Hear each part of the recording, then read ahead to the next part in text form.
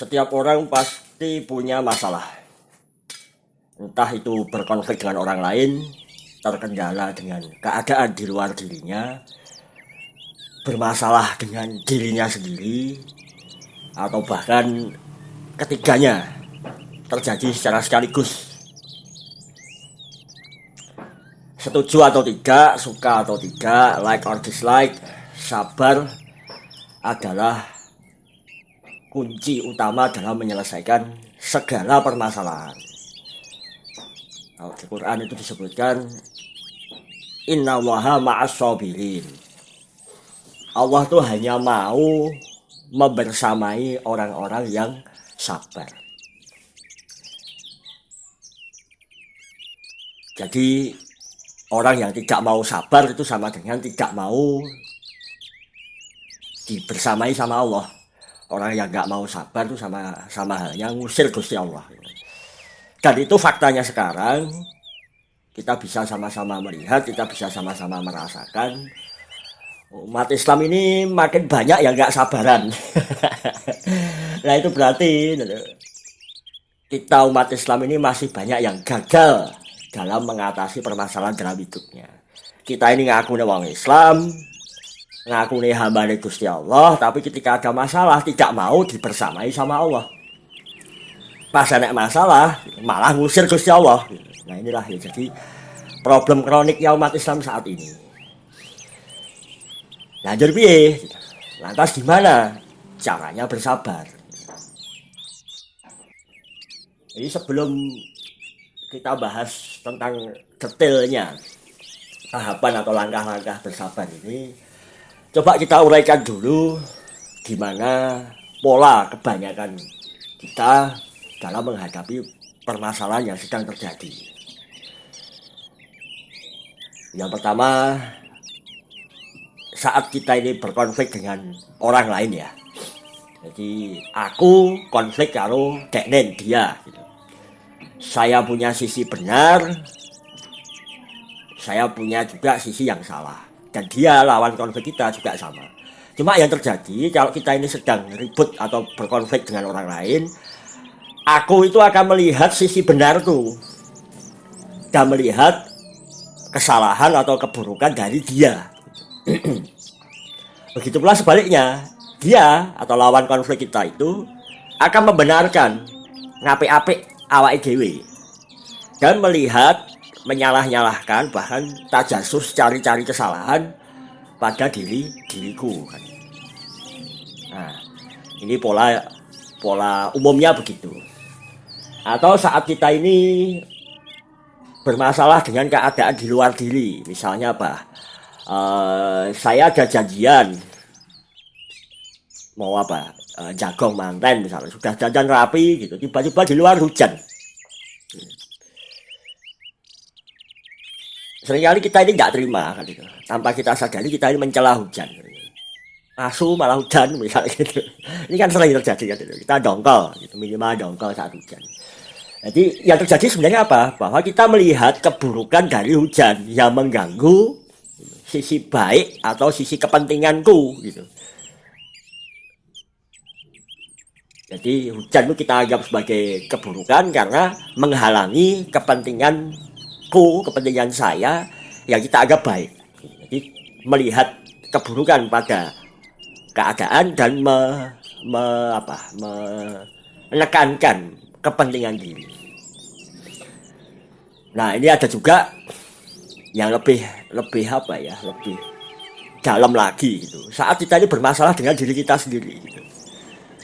Misalkan apa, sakit atau punya sifat malas sehingga membuat kita ini miskin misalkan.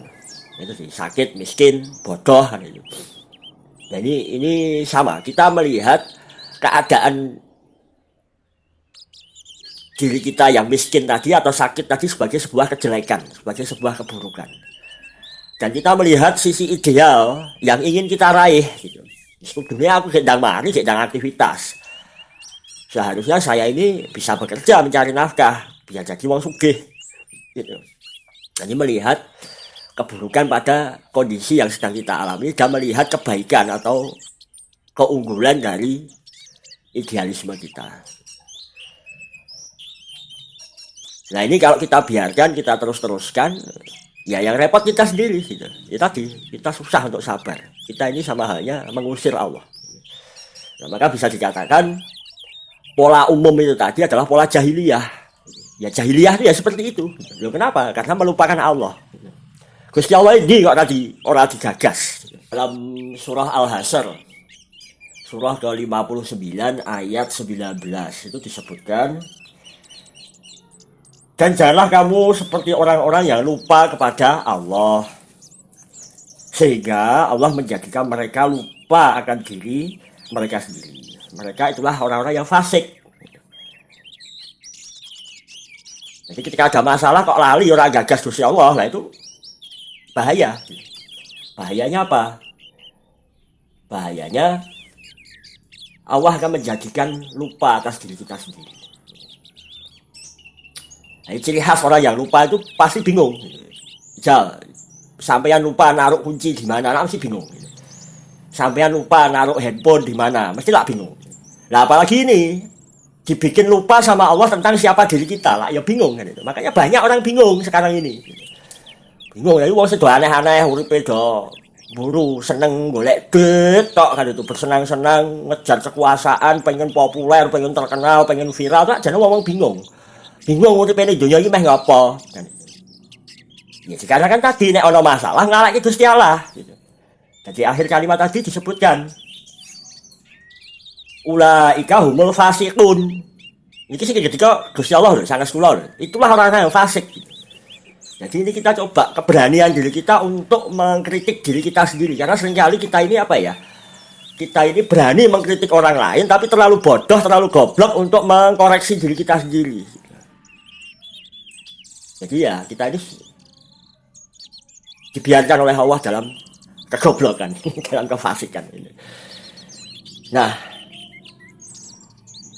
apa yang dibikin lupa oleh Allah tentang diri dalam diri kita ini? Ya lupa siapa saya, kenapa hadir di dunia ini, apa yang harus saya lakukan, kemana tujuan hidup saya.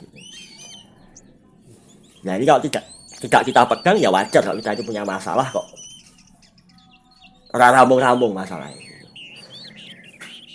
Nah termasuk juga bingung ketika kita ini lupa siapa diri kita, Allah bikin kita ini bingung caranya sabar. Nah, entek to janji loko to.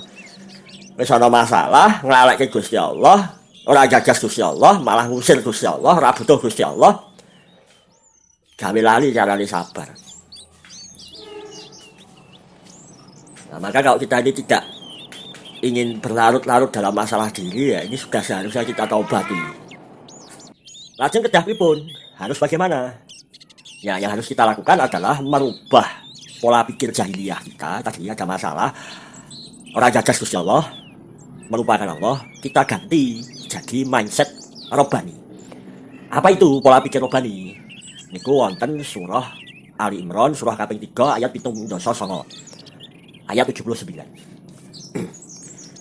Bismillahirrahmanirrahim. Tidak mungkin bagi seseorang yang telah diberi kitab oleh Allah serta hikmah dan kenabian, kemudian dia berkata kepada manusia, jadilah kamu pelayanku, bukan pelayan Allah.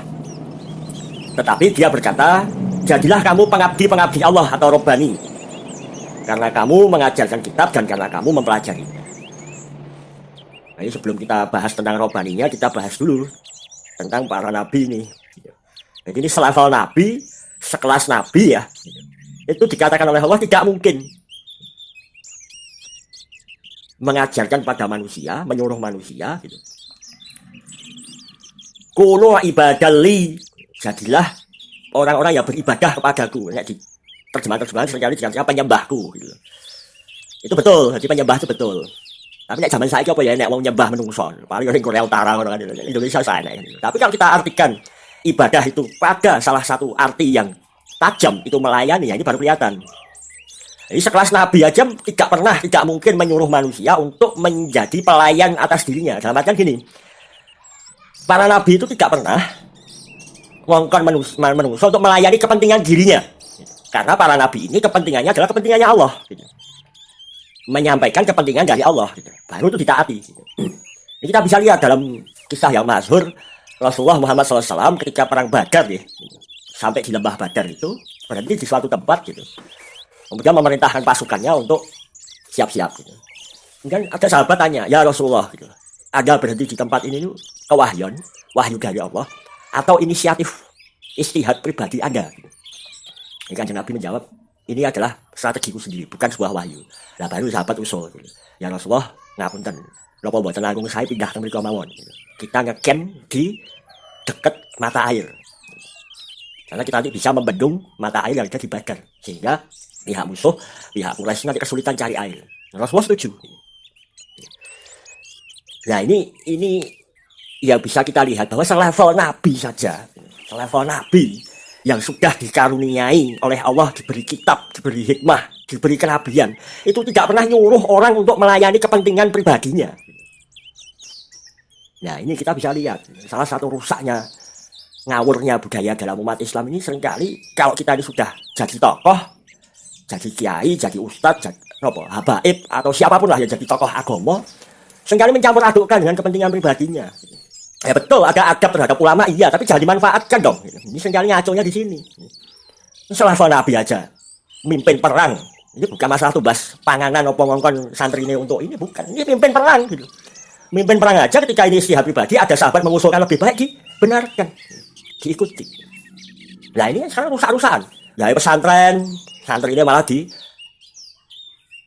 jak berhubungan badan, terjadi pelecehan. Ini rusaknya ada di situ. Malah sana harus kiai dadi raja, apa di patuhin, harus jadi ustad. Sabdo Pandito Ratu itu geni, kabeh kudu dipatuhi, hati-hati kan itu. Ini nanti hisapnya berat itu nanti di akhirat kan. Nah kembali ke ayat tadi, kita bisa lihat Rasulullah, para nabi itu memerintahkan, jadilah orang-orang yang robbani, orang-orang yang hanya mengabdi kepada Allah. Jadi robbani ini kalau kita uncei, mulai dari pola pikirnya, sentral dari alam semesta itu bukan dirinya, tapi pusat dari alam semesta itu adalah Allah Ta'ala. Kepasrahan dirinya, ketaatan dirinya, apa yang dilakukan itu adalah, porosnya itu adalah kepada Allah. Nah adapun tadi para ustadz, ulama, kiai, habaib, atau siapapun tadi murabi gitu, itu kan wasilahnya, itu jalannya. Selama benar masih membawa kepentingannya Allah, wajib untuk diikuti. Tapi kalau sudah mulai ada kepentingan pribadinya dan itu ngawur, ya kudu dieleke gitu. Nah ini agak berat, ini budaya kitanya belum terbiasa kan gitu, mengkritik, apalagi kita sudah di tokohnya kadang-kadang kebal kritik kan, repot. Memang kita ini hidup dalam masa-masa yang back to primitif gitu, kembali ke masa feodal. Jadi harus awur-awuran rusak-rusakan ya itu konsekuensi yang terjadi. Nah, manusia yang robbani itu tadi adalah menjadikan standar benar salah, baik buruk itu bukan standarnya menungso, tapi standarnya Gusti Allah gitu. Nah tahunya dari mana? Itu aja Quran pirang-pirang, sungai Kanjeng Nabi orang kurang-kurang juga kan gitu. Nah karena kita ini jarang akrab dengan Quran, jarang akrab dengan sunnah, jadi wajar ya, kemudian golek-golek liane, golek-golek standar itu tadi. Jadi orang yang robbani itu sadar bahwa standarnya itu bukan dirinya, pusat alam semesta itu bukan dirinya. Ini ada masalah itu, benar salah itu bukan menurut standar dirinya, tapi kira-kira Gusti Allah itu standarnya pripun gitu. Kersane Gusti Allah pripun. Nah untuk menjadi manusia yang robbani ini ada tahapannya. Langkah yang pertama adalah ketika ini punya masalah, segera ingat Allah. Guru saya dulu ngajari kalau enek kuwi untuk masalah metuwa ndelok langit. Sebab semua masalah yang terjadi pada diri kita itu bagian dari kersane Gusti Allah, bagian dari kehendaknya Allah, terjadi atas izinnya Allah. Ini bisa kita lihat salah satunya di surah Al-Ghabun, surah ke-64 ayat 11. Bismillahirrahmanirrahim. Tidak ada suatu musibah yang menimpa seseorang kecuali dengan izin Allah. Dan barang siapa beriman kepada Allah, pasti niscaya Allah akan memberi petunjuk kepada hatinya. Dan Allah Maha mengetahui segala sesuatu. Ini sudah sangat lugas sekali. Jadi semua masalah itu gitu. Ma asoba min musibah. Jadi musibah. Ya kita sebut masalah kan musibah. Illa biiznillah, kajaba amarga diizinkan oleh Allah. Nah ini tentu beda dengan logika sekuler. Logika sekuler itu masalahnya gak enak hubungannya dengan Gusti Allah. Jadi misalnya terjadi musibah, gempa bumi apa banjir, ora enek hubungannya Gusti Allah. Lah rumangsamu Gusti Allah mainan lagi PS-an karo malaikat apa piye? Pas enek musibah Gusti Allah lagi dolanan lato-lato rumangsamu. Ini logika sekuler. Dan seringkali kita ini tanpa sadar menjadi penganut sekularisme itu tadi. Ketika ada masalah lari ke Gusti Allah, ya itu jelas sekuler. Itu jahiliyahnya kita. Gitu.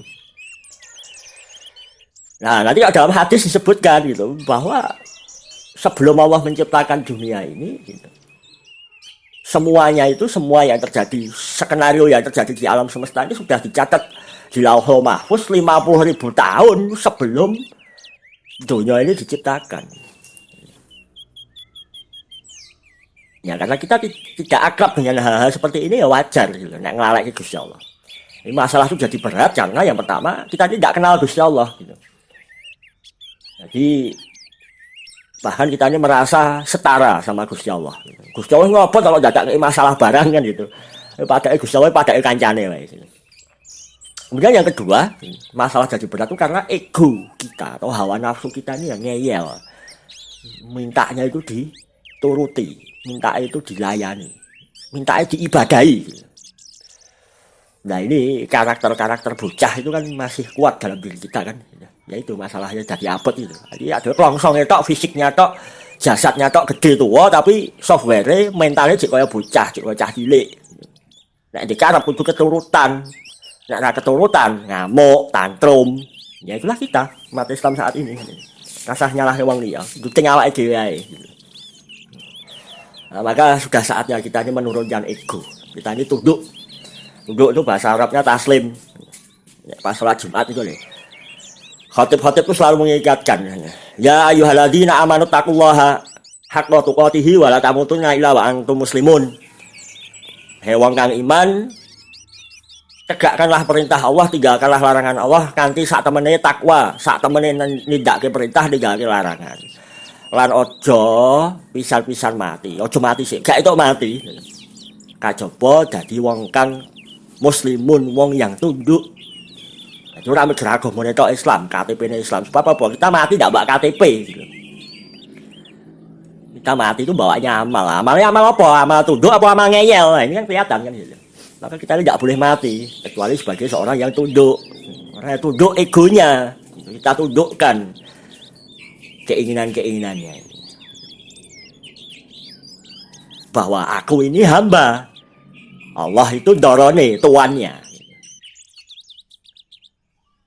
Terus berikutnya, kenapa Allah itu mengizinkan terjadi masalah pada diri kita? Nah, ini kalau kita cari alasannya, kita coba akrab dengan Quran, ada banyak sekali alasan kenapa Allah itu mengizinkan terjadi masalah pada diri kita. Jadi, tapi setidaknya kita coba rangkumkan secara simpel-simpel dulu aja, bahwa yang pertama Allah tuh hendak mengupgrade kualitas diri kita. Allah tuh hendak meningkatkan kualitas, kapasitas hamba-hambanya. Jadi coba kita buka di surah Al-Maidah, surah kelima ayat 6.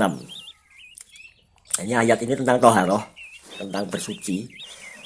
Ini soal wudhu, soal perintah mandi junub, gitu. Tayamum. Tapi coba lihat bagian akhirnya.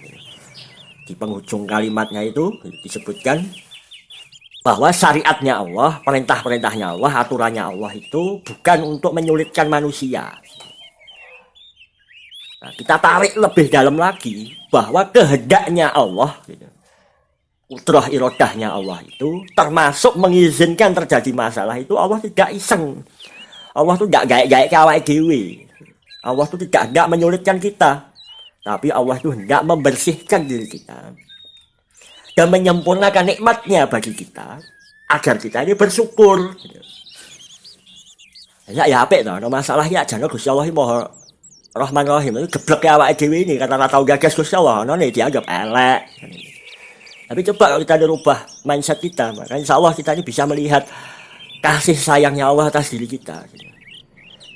Itu rahasia kenapa Allah itu izinkan terjadi masalah, supaya untuk apa? Membersihkan resik-resik. Dibersihkan kotoran-kotoran dalam pikiran kita, dibersihkan kotoran-kotoran dalam batin kita, hati kita. kotoran-kotoran dalam keinginan-keinginan kita itu diresiki. Nah, cara ini nah, dibenturkan dengan masalah. Panjenengan kalau mau masuk rumah kan itu, seringkali kan mau masuk mobil kan seringkali sandal sepatunya kena tanah atau telek itu kan. Nah, cara bersihkannya yang paling praktis digeduk-geduk ya. Dibentur-benturkan dulu sepatu atau sandalnya itu supaya apa? Gogrok, supaya luruh, jatuh kotoran-kotoran. Ya persis. Jadi pola yang sama sebenarnya kita dibenturkan dengan masalah itu kan supaya apa? Jatuh, supaya luruh, gogrok kotoran-kotoran dalam diri kita. Kemudian berikutnya harus kita perhatikan bahwa masalah itu sudah disesuaikan dengan kemampuan diri kita. Baqarah ayat terakhir kan, la yukallifullahu nafsan illa wus'aha. Gusti Allah itu tidak pernah membebani, yukallifullah, Allah tidak pernah membebani kecuali sesuai dengan kapasitas diri kita, sesuai dengan kemampuan dirinya. Jadi kalau kita merasa dapat masalah itu berat ya itu karena kemanjaan kita ini aleman, manja. Nah, maka itu termasuk ya salah satu yang tidak dibersihkan oleh Allah dalam diri kita tadi, sifat manja, aleman kayak bocah cilik kan. Oh, masalah itu disesuaikan. Jadi sebenarnya tidak ada masalah berat di muka bumi ini. Masalah ya apa sih mergo nglarang Gusti Allah.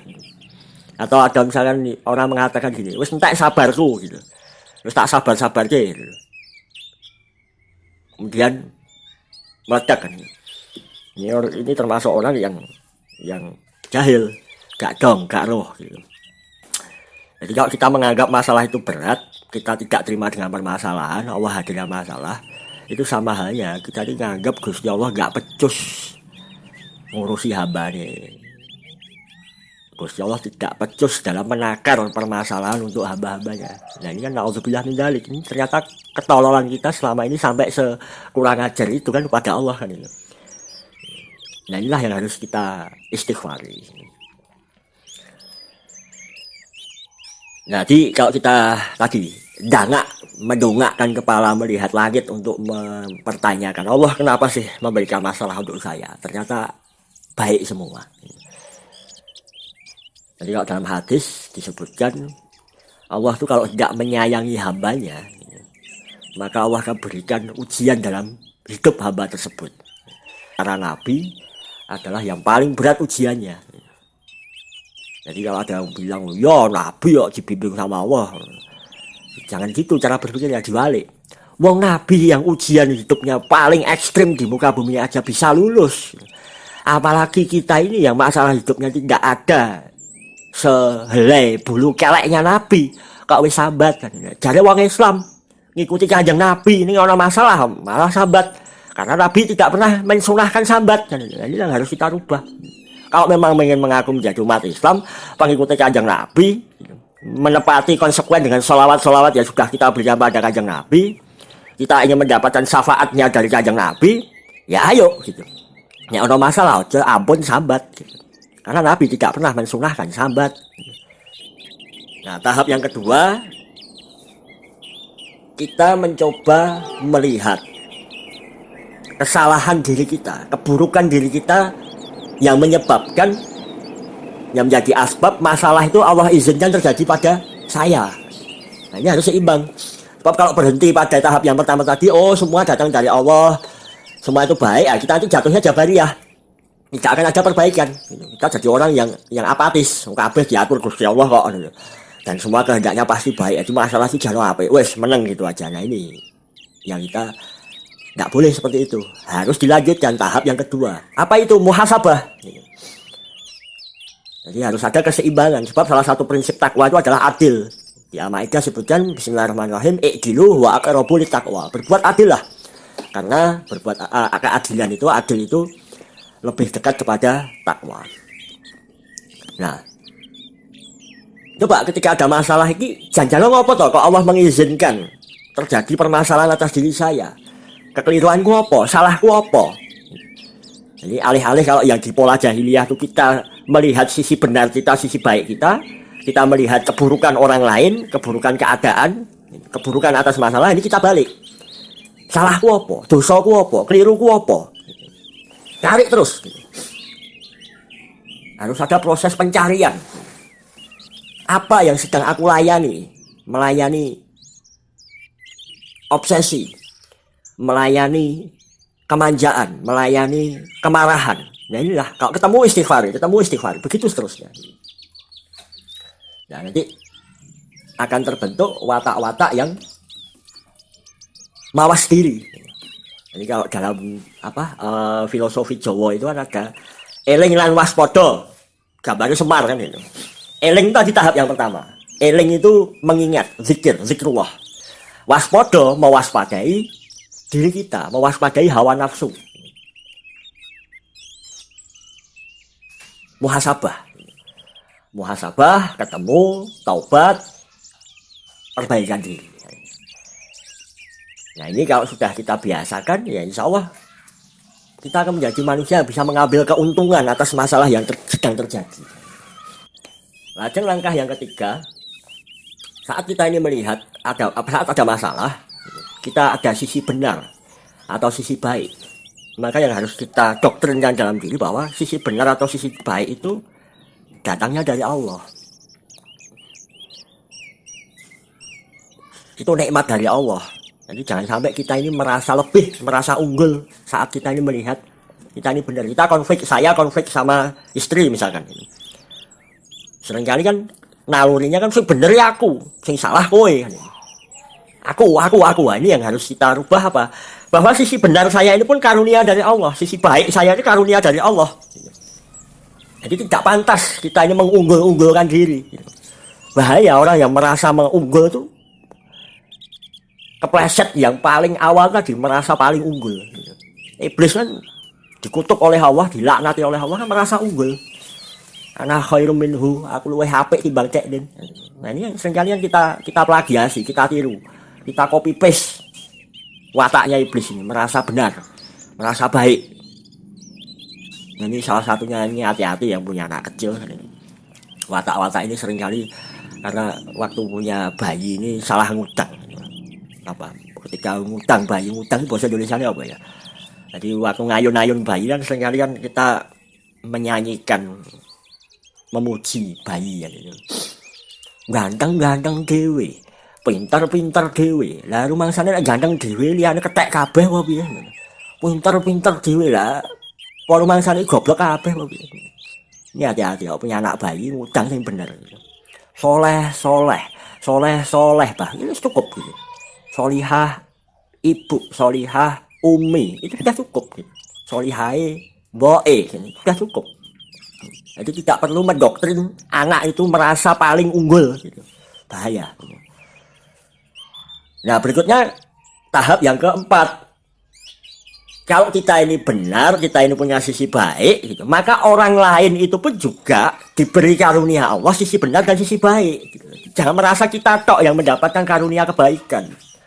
Jangan merasa hanya kita saja yang pada posisi benar. Allah itu juga memberikan posisi benar, posisi baik pada orang lain. Ini seringkali saya tekankan itu. Kebenaran dari Allah itu tidak sebesar bolpen, tidak sebesar korek api yang kalau sudah masuk ke kantongan kita otomatis menjadi benar terus. Enggak, kebenaran Allah itu luas. Dan terserah Allah, sengedum kebenaran. Jangan merasa benar. Makanya coba pada tahap yang keempat ini kita lihat, kita cari sisi baiknya lawan konflik kita itu apa. Saat kita berantem bertengkar sama istri, coba sisi baik istri kita itu apa, sisi benar istri kita itu apa. Atau misalnya pada konflik yang lebih rumit lah, kita benci, kita tidak senang, kita tidak cocok dengan pemerintah misalnya. Kan ada kan orang yang oposisi kadrun sama oposisinya meneh ya. Ya dhisik kan cebong sama kampret. Cebong elek-elek oposisi, kampret elek-elek pemerintah. Ini suaranya welek to kan. Nah, coba cari sisi baiknya. Sisi baiknya pemerintah ya apa? Wis welek kabeh. Ya minimal sisi baiknya apa? Sisi baiknya Allah pakai keadaan ini untuk menguji kita, untuk mengupgrade kita. Wis itu sisi baik yang sudah tidak bisa Anda tolak lagi. Misalnya kita itu berantem sama orang yang jahat misalnya. Sak kampung ngomong dia jelek. Terus kayak ngemplang utang, ngomong aneh elek kan itu. Kita berkonflik sama dia, semua orang menganggap kita yang benar, dia yang salah. tetap kita harus melihat sisi kebaikan dari orang itu. Apa itu? Allah pinjam dia untuk menguji kita. Allah pinjam dia untuk membersihkan diri kita. Allah pakai dia untuk menyempurnakan diri kita. Itu sisi baik dari permasalahan atau lawan konflik kita. Nah, langkah yang terakhir, langkah yang kelima, bagaimana kita ini mensikapi kesalahan atau keburukan yang terjadi pada lawan konflik kita. Nah, inilah yang sebenarnya diajarkan oleh Kanjeng Nabi kan. Jadi ketika rangkaian 1, 2, 3, 4 itu sudah kita tempuh, sudah kita tegakkan, maka kita itu akan diangkat derajatnya oleh Allah sampai pada makom seorang hakim. Jadi kita bisa memutuskan perkara itu dengan benar, dengan adil. Jadi mutusi perkara itu sudah tidak lagi pakai emosi. Ini di surah Shad ayat 26. Itu termasuk perintah dasar untuk manusia kan itu. Fahkum bainan nas bil haq. Berilah hukum, berilah keputusan di antara manusia dengan benar. Jadi kalau kita tuh melihat kesalahan orang lain, kita melihat kekeliruan orang lain, kita melihat keburukan orang lain, berilah keputusan dengan benar. Tanpa emosi, tanpa kejengkelan. Nah, ini jadi salah satu rahasia. Masyhur kan kisahnya Sayyidina Ali bin Abi Thalib ketika bertempur, berperang, didoni rainya, gitu. Musuhnya sudah kalah, pedangnya jatuh, sudah mau ditebas, kemudian diludahi mukanya. Tapi oleh Sayyidina Ali tidak ditebas. Kemudian setelah selesai perang ditanya, kenapa kamu tidak jadi membunuhku, padahal aku tadi sudah meludahi mukamu. Sayyidina Ali jawab, demi Allah, gitu. Ketika aku berangkat berperang itu, niatku adalah lillahi ta'ala.